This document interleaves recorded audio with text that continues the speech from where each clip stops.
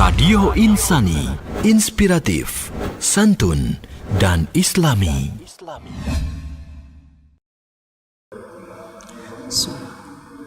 Assalamualaikum warahmatullahi wabarakatuh. Alhamdulillahi rabbil alamin.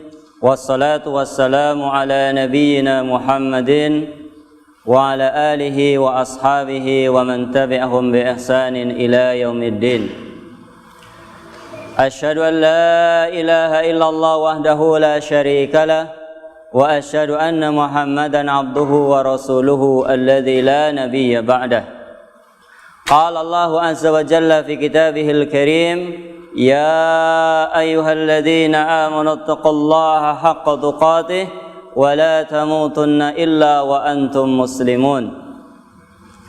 Amma ba'du fa inna asdaqal hadisi kitabullah wa khairal hadi hadi Muhammadin sallallahu alaihi wasallam wa syarrul umuri muhdatsatuha fa inna kulla muhdatsatin bid'ah. Ma'asyiral muslimin rahimani wa rahimakumullah, kaum muslimin wal muslimat yang semoga senantiasa dimuliakan dan diberkahi oleh Allah Subhanahu wa taala. Alhamdulillah, pada kesempatan malam yang berbahagia ini kita bisa kembali melanjutkan kajian kita, yaitu kitab Al-Arba'in An-Nawawiyah yang ditulis oleh Al-Imam An-Nawawi. Semoga keberadaan kita di sini dicatat sebagai suatu amalan ibadah yang diterima di sisi Allah Subhanahu wa taala. Amin ya rabbal alamin. Pada kesempatan yang terdahulu kita sudah membahas tentang biografi Al-Imam An-Nawawi. Sedangkan pada kesempatan kali ini insyaallah kita akan mulai masuk kepada muqaddimah atau kata pengantar dari penulis kitab Al-Arba'in ini, yaitu Al-Imam An-Nawawi rahimahullah. Muqaddimatul Imam An-Nawawi. Langsung saja kita bacakan perkataan beliau. Setelah beliau rahimahullah mengucapkan hamdalah atau pujian kepada Allah Subhanahu wa taala, kemudian beliau bersyahadat atau mengucapkan asyhadu an la ilaha illallah wa asyhadu anna Muhammadan abduhu wa rasuluh. Kemudian beliau memanjatkan salawat kepada Rasulullah sallallahu alaihi wasallam, kepada seluruh para nabi dan rasul, dan juga kepada keluarga atau pengikut para nabi dan rasul, kemudian as-salihin, orang-orang saleh yang mengikuti para nabi dan para rasul. Amma ba'du, kemudian setelah itu, faqad ruwina an aliyin ibni Abi Thalib, telah diriwayatkan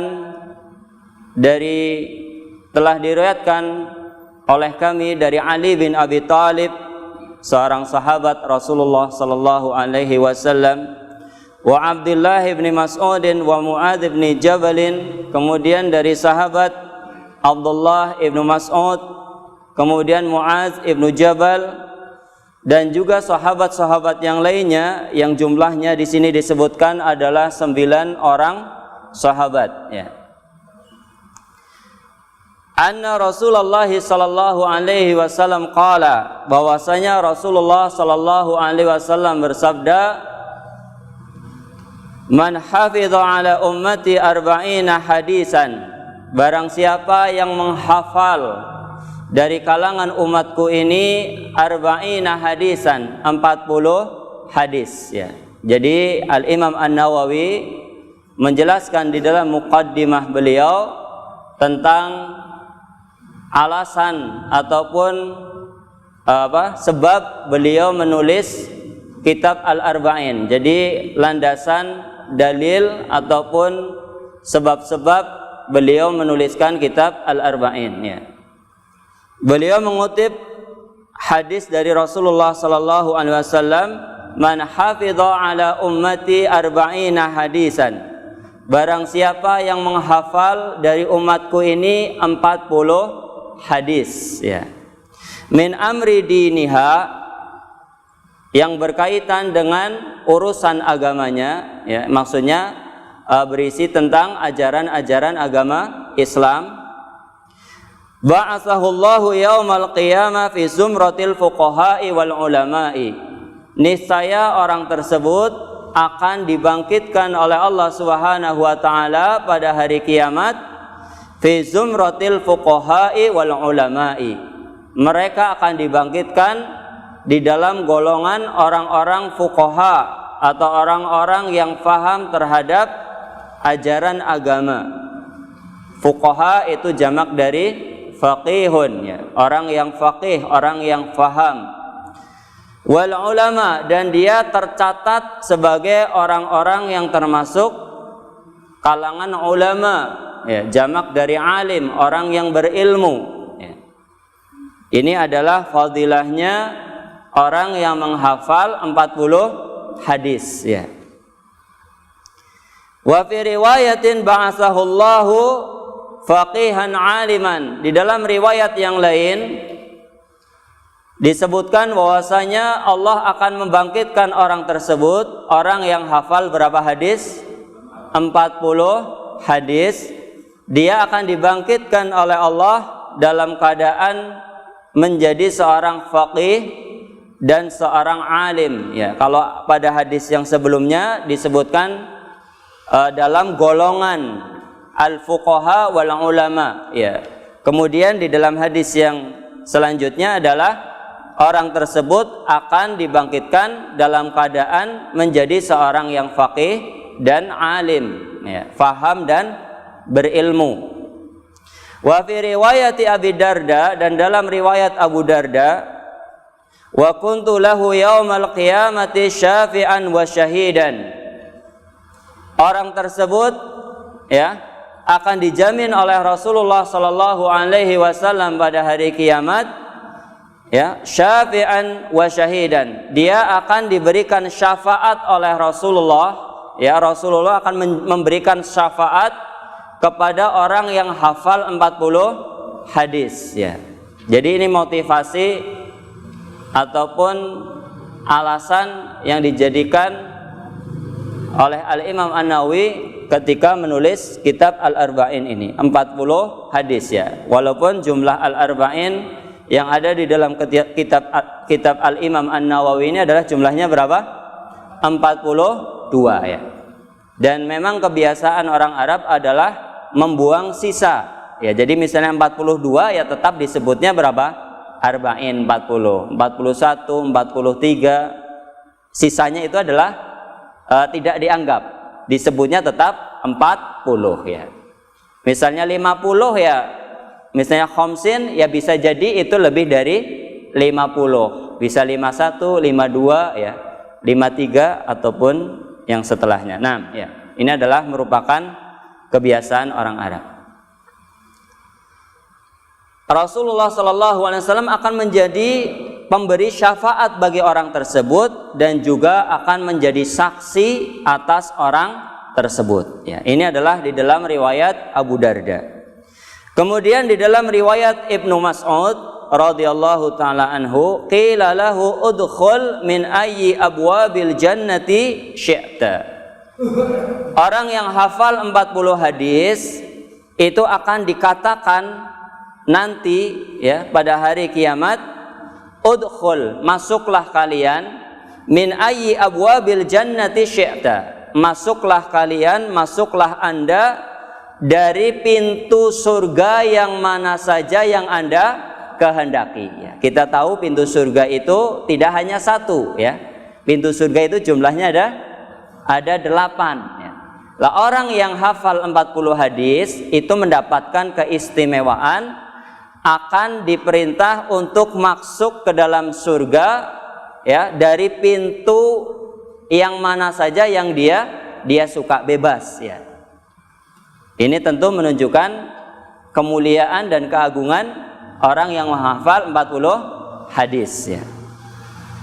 Wa fi riwayat Ibnu Umar, dan di dalam riwayat Ibnu Umar ya, kita sampaikan tadi kan ada 9 sahabat ya. dari jalan yang banyak dan riwayat yang mutanawwi'at ya. Riwayat yang mutanawwi'ah, riwayat yang bermacam-macam.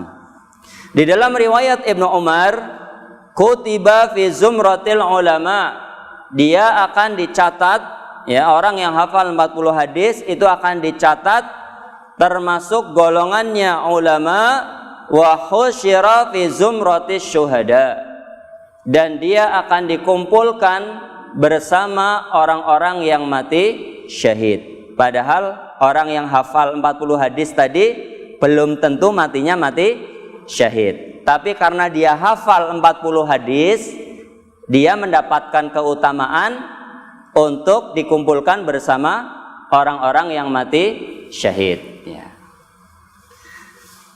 Wattafaqal huffadhu ala annahu hadisun dha'ifun. Tetapi sayang seribu sayang ya, ternyata hadis-hadis yang sudah disebutkan tadi ya, yang dibawakan oleh 9 sahabat yang katanya sampai kepada Rasulullah sallallahu alaihi wasallam, yang disebutkan tadi termasuk golongan ulama, golongan fuqaha, kemudian silahkan masuk dari pintu surga yang mana saja yang kamu suka, kemudian akan diberikan syafaat oleh Rasulullah, kemudian akan dikumpulkan bersama orang-orang yang mati syahid. Semua hadis-hadis yang menjelaskan tentang keutamaan atau fadilah menghafal 40 hadis ini disebutkan oleh para ulama atau para hufad ya. Hufad itu adalah jamak dari hafiz, penghafal. Ya, al-hafiz adalah penghafal. Maksudnya adalah penghafal hadis, atau al-hafiz maksudnya adalah sebuah gelar bagi ahlul hadis yang hafal 100.000 hadis. Ya. Berapa hadis? 100.000 hadis. Kalau orang tersebut hafal, ya, maka orang tersebut berhak untuk menyandang gelar apa? Al-hafiz. Ya. Jadi kalau baru 1 hadis misalnya, innamal a'malu binniyat, ya, sudah mengaku sebagai ahli hadis, bagaimana itu? Ya, tidak layak ya. Ini 100.000 hadis baru bisa disebut dengan gelar apa? Al-hafiz, ya. Dan dia hafal bukan sekedar bunyi hadisnya saja atau matan istilahnya. Matan itu bunyi hadisnya saja. Tetapi orang tersebut itu juga hafal ya sanadnya. Jadi jalur periwayatannya itu hafal. Ya, dari ini, dari fulan, ya, dari fulan, dari fulan, dari fulan, dari fulan sampai dengan Rasulullah Sallallahu Alaihi Wasallam. Orang-orangnya hafal di luar kepala, ya. Itu 100.000 hadis, ya. Kita mungkin 1 hadis saja, ya mungkin matannya hafal lah, innamal a'malu binniyat, sebagian depan saja, ya. Syukur-syukur sampai belakang. Tetapi sanadnya mungkin kita tidak tahu atau tidak hafal. Taunya ya ini hadis sahih gitu saja, ya. Tahu beres gitu. Nah, ini adalah orang yang mendapatkan gelar al-hafiz. Orang tersebut hafal 100.000 hadis dari sisi matan, ya, isi atau bunyi hadisnya, kemudian dari sisi sanad, mata rantai periwayatan sampai dengan Rasulullah Sallallahu Alaihi Wasallam. Ya. Ternyata hadis-hadis tentang fadilah menghafal 40 hadis ini disebutkan di dalam Muqaddimah Al-Imam An-Nawawi, ya. Ini jadi nanti kita tahu, ya, ternyata ada hadis dhaif, ada hadis sahih, ya. Kemudian bagaimana sikap kita terhadap hadis dhaif, ya. Nah, wattafaqal hufadhu ala annahu hadisun dhaifun wa in kasurat turuquhu, ya. Para hufaz, ya, para imam yang tadi hafal 100.000 hadis dari sisi matan dan sanadnya, mereka bersepakat bahwasanya hadis-hadis yang menyebutkan keutamaan menghafal 40 hadis, hadisnya adalah dhaif. Hadisnya apa? Dhaif, hadisnya lemah, ya. Hadisnya lemah. Wa in kasurat turuquhu, walaupun banyak jalur-jalur periwayatannya. Bahkan tadi kan disebutkan 9 sahabat, ya.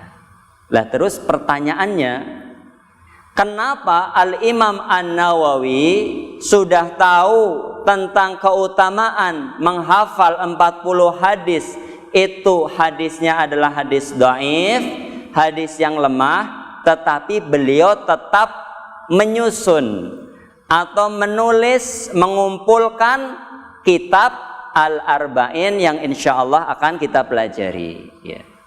Ya, kenapa beliau Al-Imam An-Nawawi ya tetap menyusun, ya, mengumpulkan 40 hadis, padahal hadis tentang keutamaan ya yang tadi sudah disebutkan itu adalah hadisnya hadis dhaif ya. Ya, ini perlunya kita membaca muqaddimah ya, perlunya kita membaca kata pengantar dari penulis kitab ini ya. Ya.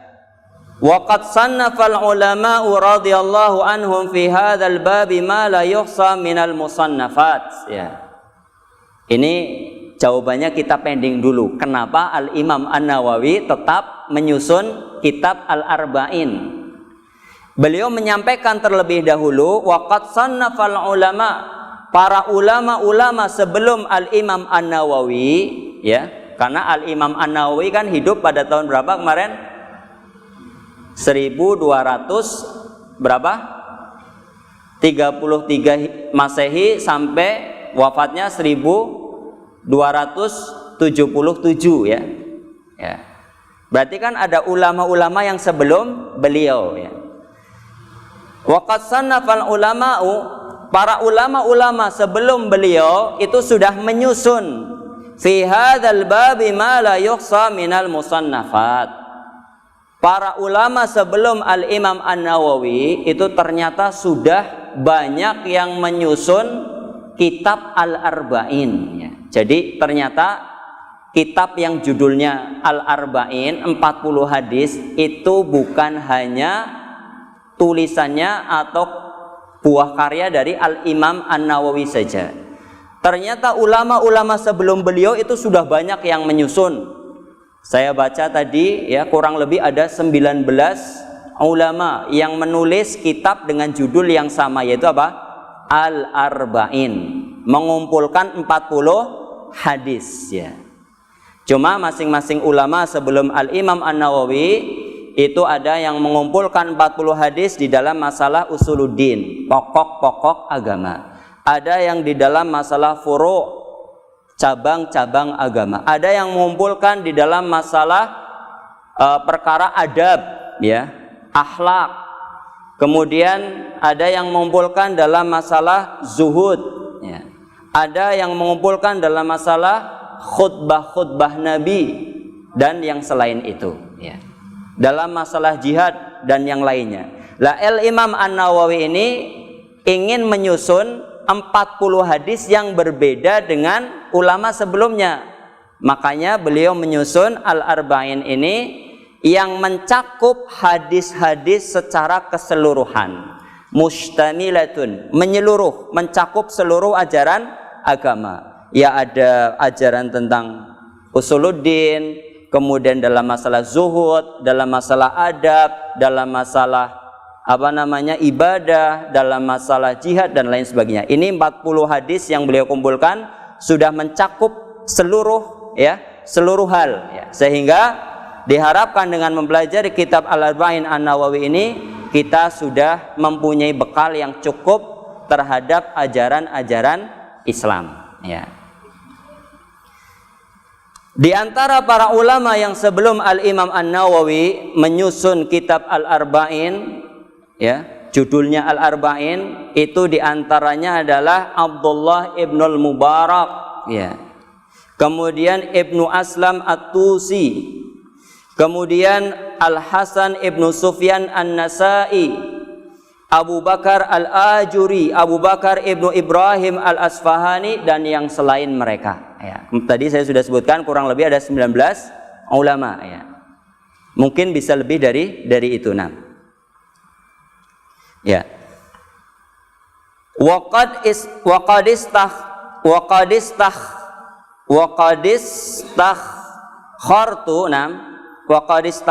Allah ta'ala fi jam'i arba'ina hadisan iqtidaan biha ula'il a'immatil a'lam wa khufadil Islam.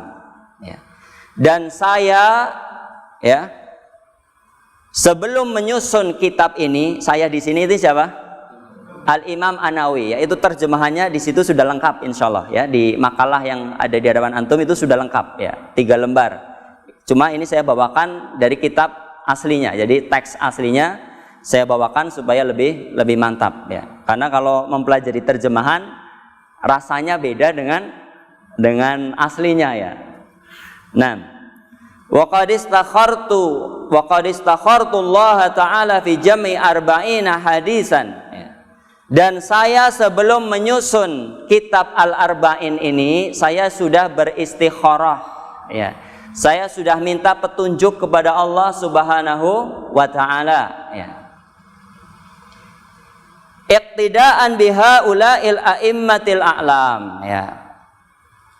Juga di dalam rangka untuk mengikuti jalan para ulama yang sebelum saya, yaitu mereka yang sudah menyusun 40 hadis, ya. Jadi saya sudah beristikharah memohon petunjuk kepada Allah, ya, supaya hati saya ini mantap sebelum menyusun kitab 40 hadis sebagaimana para ulama terdahulu itu menyusun kitab 40 hadis atau kitab Al-Arba'in, ya. Dan ini adalah merupakan kebiasaan orang-orang soleh, ya.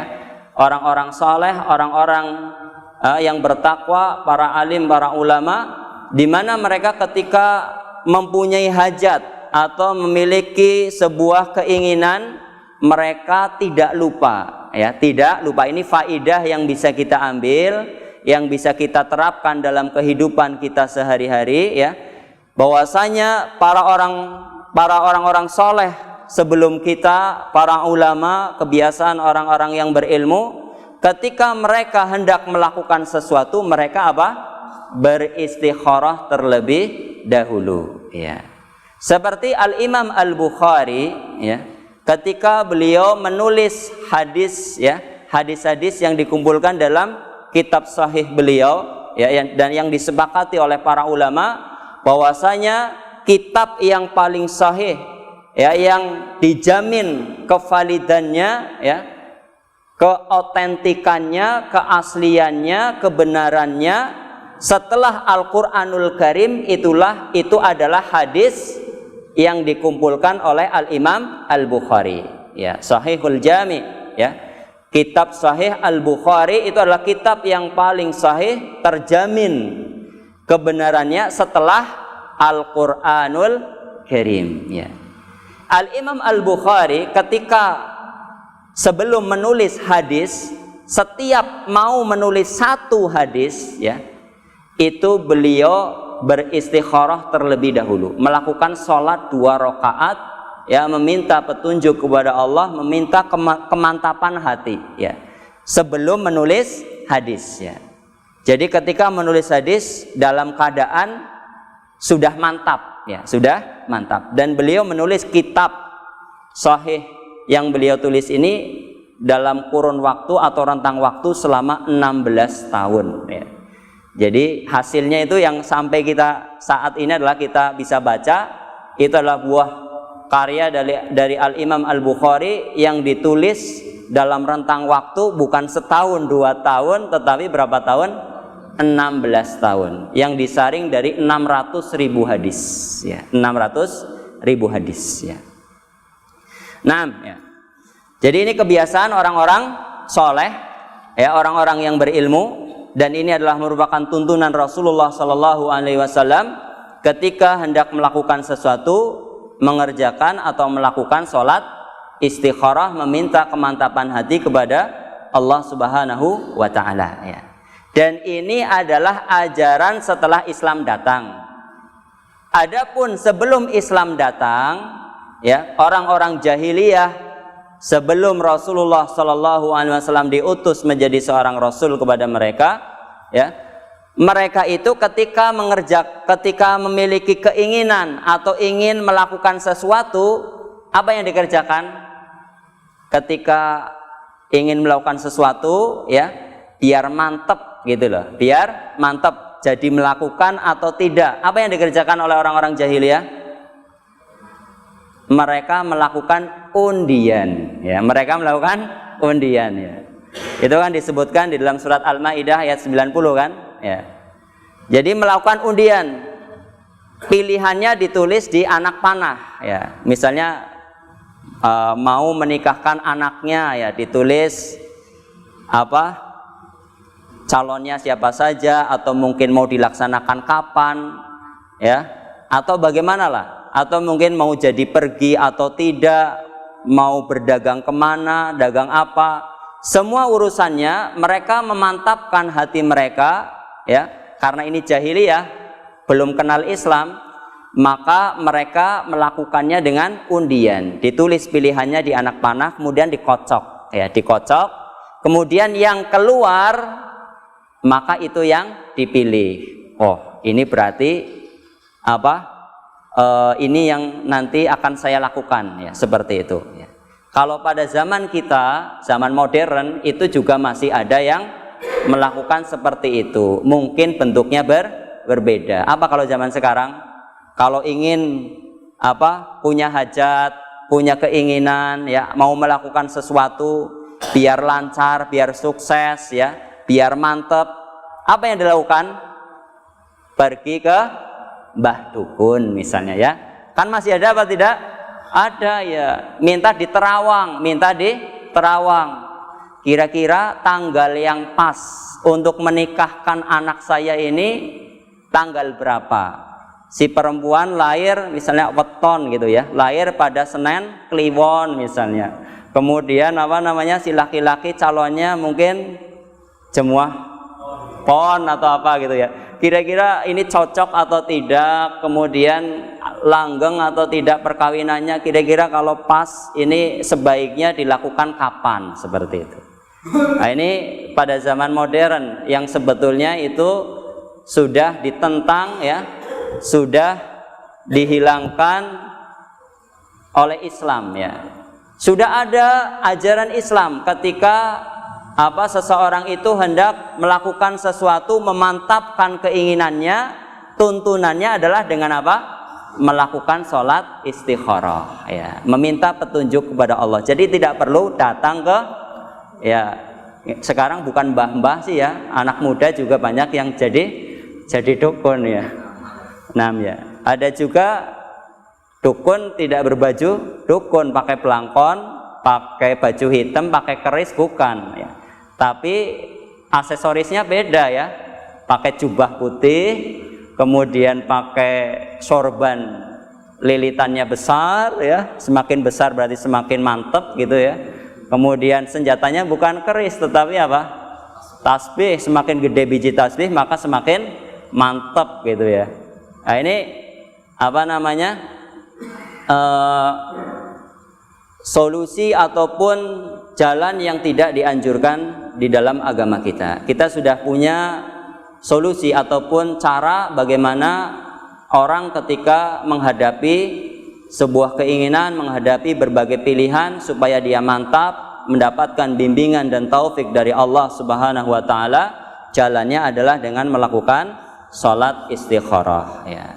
Dan ini jarang juga mungkin dilakukan oleh kita walaupun kita sudah ngaji, ya. Lah, mantep bae lah, ora perlu istikharah, ya. Ini adalah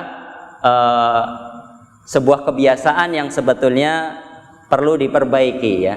Karena bagaimanapun kita tidak bisa menggantungkan urusan kita kepada diri kita sendiri, ya. Di dalam sebuah doa yang diajarkan oleh Nabi Shallallahu Alaihi Wasallam, ya, dan ini sangat bagus dibaca ketika zikir pagi misalnya, ya. Beliau Shallallahu Alaihi Wasallam mengajarkan doa apa? Ya Hayyu ya Qayyum birahmatika astaghis aslih li sya'ni kullahu wa la takilni. Dan jangan engkau, ya, sandarkan diriku wala takilni ila nafsi, kepada diriku sendiri. Jangan. Wala takilni ila nafsi torfata ainin. Jangan engkau serahkan diriku kepada diriku sendiri, ya, merasa pede, tidak butuh pertolongan Allah, tidak butuh terhadap bimbingan ya, taufik dari Allah, tarfata ainin, walaupun sekejap mata pun jua ya. Tetap kita butuh bimbingan ya dari Allah Subhanahu wa taala ya. Jadi faidah yang bisa diambil ya dari ucapannya atau perkataannya Al-Imam An-Nawawi, wa qad istakhartullaha ta'ala fi jam'i arba'ina hadisan. Jadi dia beristikharah, beliau rahimahullah sudah beristikharah ketika mau mengumpulkan 40 hadis ya. Hendaknya kita meniru ya kebiasaan orang-orang saleh, orang-orang alim ya sebelum kita. Nah, wa qad ittafaqal ulama wa ala jawazil amali bil haditsid dha'ifi fi fadailil a'mali. Ya, ini disebutkan alasan ya. Kenapa beliau tetap mengumpulkan 40 hadis, padahal hadis-hadis yang menjelaskan tentang keutamaan bagi orang-orang yang menghafal 40 hadis, semuanya hadisnya adalah dhaif. Alasan beliau adalah karena beliau termasuk orang-orang atau ulama yang berpendapat bolehnya beramal dengan hadis dhaif dalam masalah fadilah a'mal atau fadailul a'mal, tentang keutamaan beramal ya. Jadi Al-Imam An-Nawawi beliau tetap menyusun 40 hadis, walaupun hadis-hadis yang dibawakan tentang keutamaan atau fadilah bagi orang yang menghafal 40 hadis ini hadisnya adalah dhaif atau lemah. Ini karena beliau berpandangan atau berpendapat bahwasanya boleh beramal dengan hadis-hadis lemah dalam masalah fadailul a'mal atau keutamaan di dalam beramal ya. Dan perkataan beliau wa qad ittafaqal ulama bersepakat bolehnya beramal dengan hadis dhaif dalam fadailul a'mal, ini mendapatkan kritikan ya, mendapatkan kritikan dari ulama yang lain, dari ulama-ulama yang lain, karena ternyata para ulama seluruhnya itu tidak bersepakat. Ya, jadi ada sebagian ulama yang lain, dan ini jumlahnya tidak sedikit, jumlahnya banyak juga, yang mereka menolak hadis dhaif walaupun di dalam masalah fadailul a'mal ya.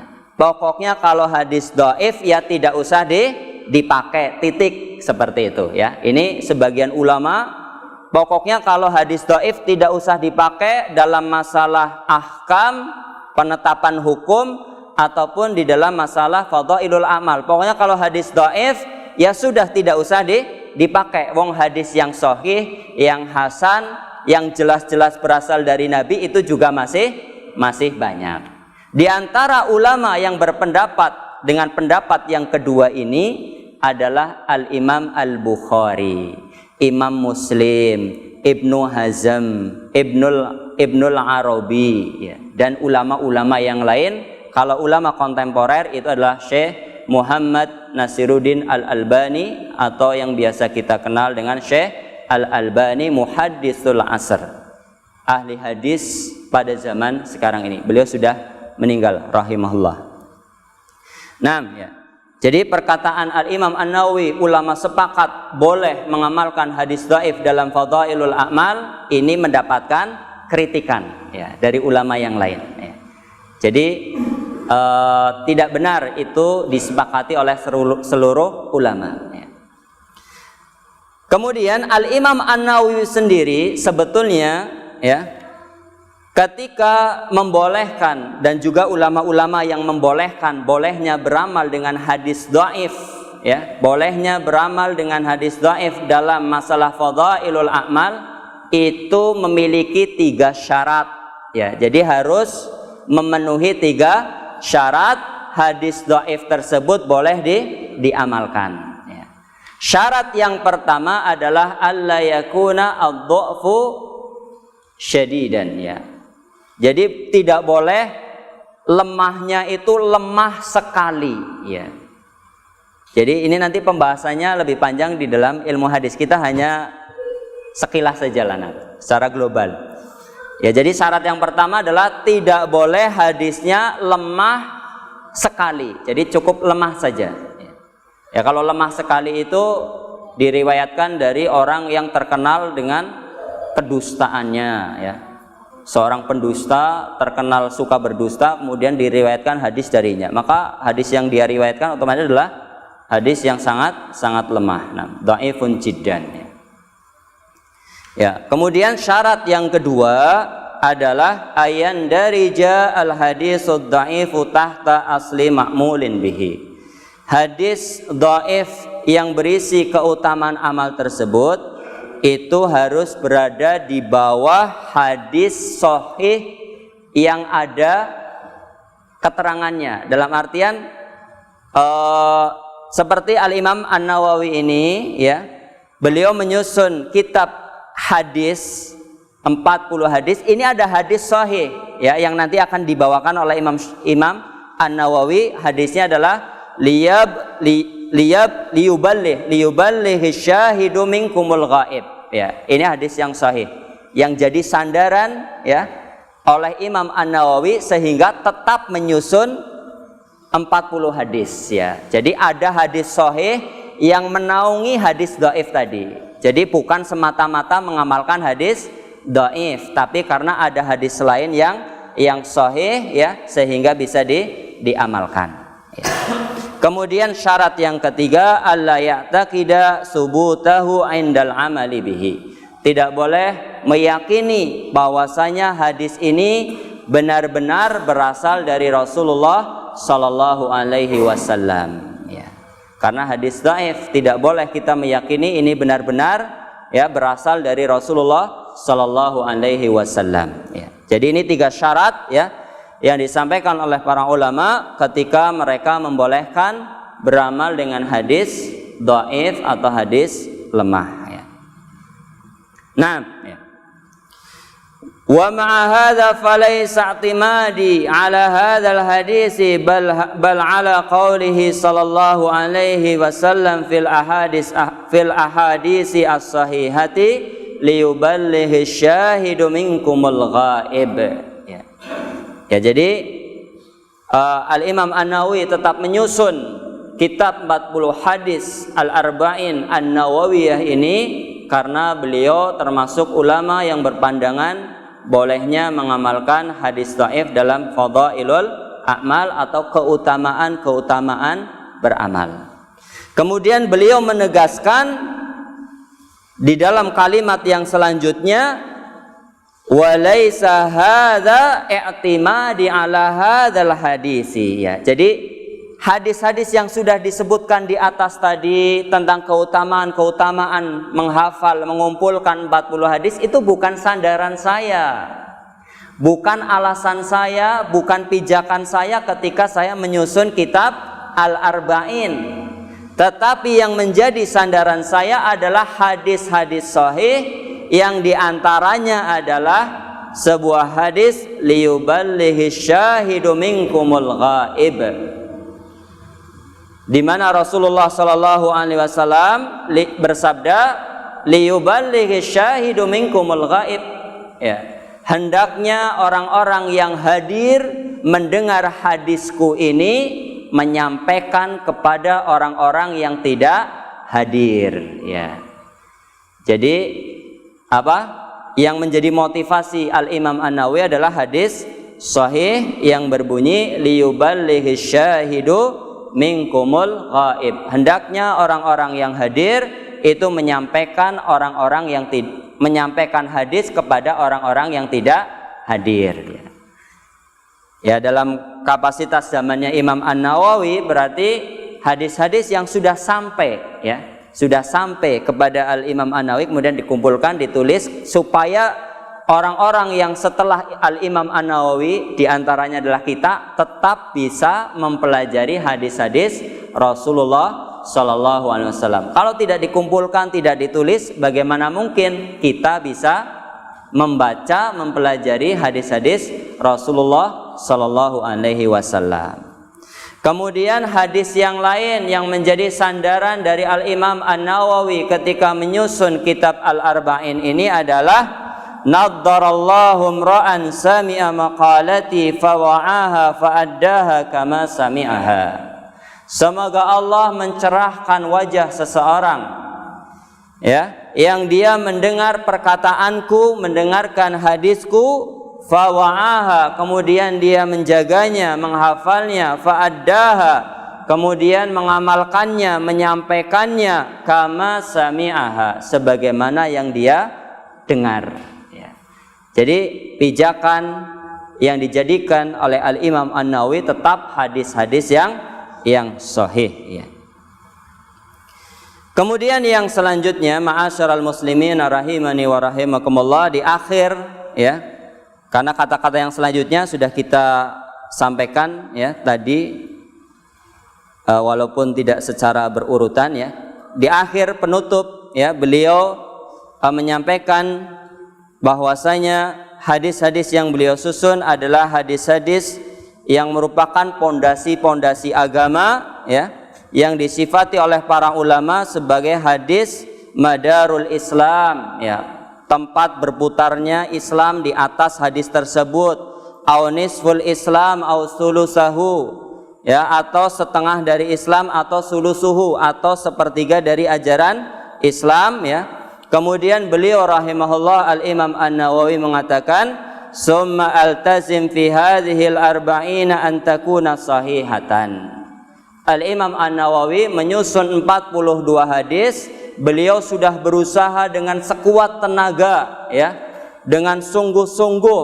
Sampaikan tadi sebelum menyusun hadis-hadis ini beliau beristikharah terlebih dahulu. Semuanya beliau usahakan hadisnya adalah hadis yang sahih, hadis yang benar-benar berasal dari Rasulullah sallallahu alaihi wasallam. Wa mu'adhamuha fi sahihai al-Bukhari wal Muslim, dan sebagian besar atau mayoritas dari 42 hadis yang beliau susun adalah hadis yang terdapat dalam kitab Sahih Bukhari dan Sahih Muslim. Yang keduanya adalah terjamin kesahihannya ya. Tetapi walaupun Al-Imam An-Nawawi sudah berusaha dengan semaksimal mungkin untuk menjadikan hadis-hadis yang beliau susun semuanya adalah sahih, tetapi Al-Imam An-Nawawi adalah manusia biasa ya. Manusia biasa, sehingga ternyata ada 2 hadis ya, dari 42 hadis itu ada 2 hadis yang ternyata hadisnya adalah dhaif atau lemah ya, yaitu hadis ke-30 dan hadis ke-41 ya. Hadis keberapa? Ke-30 dan hadis ke-41. Dan ini adalah sebuah hal yang lumrah, hal yang manusiawi ya. Beliau sudah berusaha dengan sekuat tenaga agar yang dikumpulkannya hadisnya semuanya adalah sahih, tapi ya manusia itu bukan nabi yang tidak pernah salah, tidak pernah lupa ya. Tidak pernah salah. Beliau tetap salah dalam hal ini. Hadis yang ke-30 dan 41 itu hadisnya adalah dhaif ya. Hadisnya adalah dhaif, dan beliau adalah mujtahid ya, orang yang beristihad. Walaupun beliau salah tetap mendapatkan pahala 1, dan kalaupun benar beliau tetap mendapatkan pahala 2 ya. Ini adalah muqaddimah atau kata pengantar dari Al-Imam An-Nawawi ya, ketika beliau menulis Al-Kitab Al-Arba'in An-Nawawiyah yang berisi 42 hadis. Dan insya Allah pada pertemuan yang akan datang kita akan mulai masuk pada hadis yang pertama insya Allah. Ada yang mau ditanyakan sebelum ditutup? Silakan.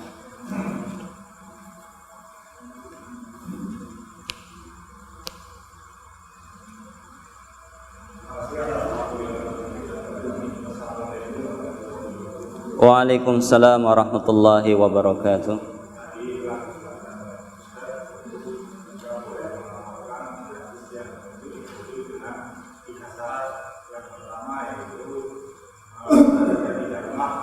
tidak lemah sekali ya. Ada hadis sahih yang menaungi hadis dhaif tersebut ya. Ya, jadi hadis-hadis yang sahih yang menjelaskan tentang misalnya keutamaan sholat berjamaah ya. Sholat berjamaah keutamaannya kan banyak, diantaranya pahalanya berapa? 27 derajat dibandingkan dengan sholat yang sendirian ya. Ini kan hadis-hadis tentang keutamaan sholat berjamaah, itu hadisnya banyak yang sahih. Kemudian ada datang hadis yang dhaif misalnya ya, menerangkan tentang keutamaan sholat berjamaah. Jadi cuma numbyungi lah ya, apa ibaratnya itu ngawangeti apa ya, ya numpang anget. Jadi untuk supaya lebih semangat lagi gitu. Ternyata hadisnya dhaif ya. Lah ini boleh diamalkan. Kenapa? Karena ada hadis sahih yang sudah menjelaskan tentang keutamaan sholat berjamaah seperti itu. Jadi hanya untuk nambahi saja untuk lebih semangat lagi, lebih memotivasi. Contohnya misalnya tentang puasa Senin Kamis, keutamaannya kan ada ya kan, hadis-hadis sahih yang menjelaskan tentang keutamaan puasa sunnah Senin dan Kamis ya. Kemudian ada hadis dhaif yang numbyungi gitu ya, yang menambah semangat ya tentang keutamaan puasa Senin dan Kamis. Ini boleh diamalkan. Karena apa? Karena sudah ada hadis yang sahih. Tapi kalau tidak ada hadis yang sahih ya, yang menjelaskan tentang amal tersebut, maka tidak boleh hadis ini dipakai. Tidak boleh hadis yang dhaif tersebut dipakai. Nah, contoh misalnya, mau contoh apa? Ya, hadis-hadis dhaif atau maudhu yang menjelaskan misalnya tentang puasa nisfu Sya'ban atau sholat khusus pada malam nisfu Sya'ban. Nisfu itu artinya apa? Pertengahan bulan Sya'ban, tanggal 15 ya, Sya'ban. Rajab, Sya'ban ya kan, Ramadan. Itu kan hadis dhaif banyak yang menjelaskan tentang keutamaan sholat pada malam nisfu Sya'ban ya. Lah ternyata hadis-hadis yang dhaif atau bahkan mungkin sebagian maudhu atau palsu itu begitu banyak hadis-hadis dhaif tersebut, ternyata tidak ada hadis sahih yang mendukung tentang amalan tersebut, maka tidak boleh diamalkan. Karena apa? Karena tidak ada hadis sahih ya. Seperti itu. Itu tentang yang kedua tadi. Wallahu a'lam. Ya. Waalaikumsalam warahmatullahi. Naktafi bihadzal qadar, semoga bermanfaat. Aqulu qouli hadza wa astaghfirullah li wa lakum. Subhanakallahumma wa bihamdika asyhadu an la ilaha illa anta astaghfiruka wa atubu ilaik. Assalamualaikum warahmatullahi wabarakatuh.